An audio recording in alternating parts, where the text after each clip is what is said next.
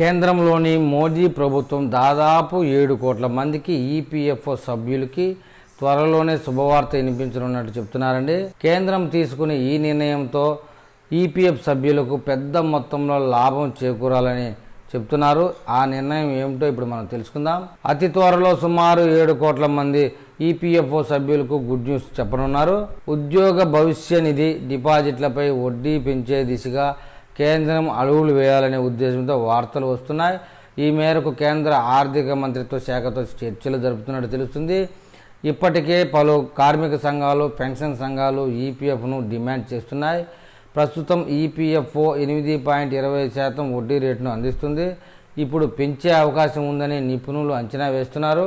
EPFO గతంలో 8.15% నుండి 2023-24కి వడ్డీ రేటును 8.25% పెంచింది. ఇప్పుడు పీఎఫ్ వడ్డీ మరోసారి పెంచే అవకాశం ఉందని వార్తలు వెలువడుతున్న నేపథ్యంలో ఉద్యోగస్తులు ఆశగా ఎదురుచూస్తున్నారు.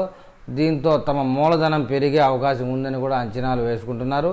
గత ఆర్థిక సంవత్సరం central board of trustee CBT EPFO నిర్ధారణకార సంస్థ పీఎఫ్పై వార్షిక వడ్డీని 8.15% నుంచి 8.25%కి పెంచింది. మార్చి 2022లో ఈపీఎఫ్పై వడ్డీ 4 దశాబ్దాలుగా కనిష్ట స్థాయి 8.1%కి తగ్గించారు.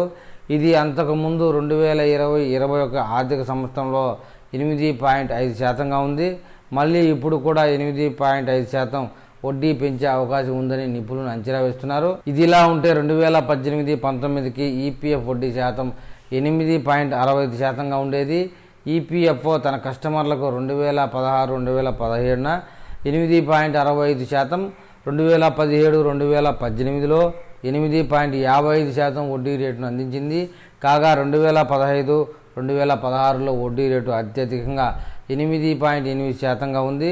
ఇది కూడా ఈపీఎఫ్ఓ 2013-2014 మరియు 2014-2015లో 8.70% వడ్డీ రేటుగా ఉంది.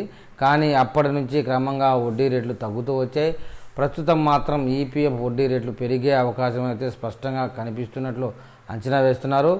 ప్రైవేటు రంగంలో పనిచేస్తున్న ఉద్యోగులకు కూడా పీఎఫ్ ఖాతాపై ఈపీఎఫ్ఓ ప్రతి సంవత్సరం వడ్డీ రేటును ప్రకటిస్తూ దాదాపు 7 కోట్ల మంది ఉద్యోగులు ఎంప్లాయీస్ ప్రావిడెంట్ ఫండ్ ఆర్గనైజేషన్ కింద రిజిస్టర్ చేసుకున్నారు. ఈపీఎఫ్ఓ వడ్డీని నిర్ణయించిన తర్వాత ఆర్థిక మంత్రిత్వ శాఖ తుది నిర్ణయం తీసుకుంటుంది. ఉద్యోగుల భవిష్యత్తు నిధిపై ఖాతాపై వడ్డీ సంవత్సరానికి ఒక్కసారి మార్చి 31న చెల్లిస్తారు.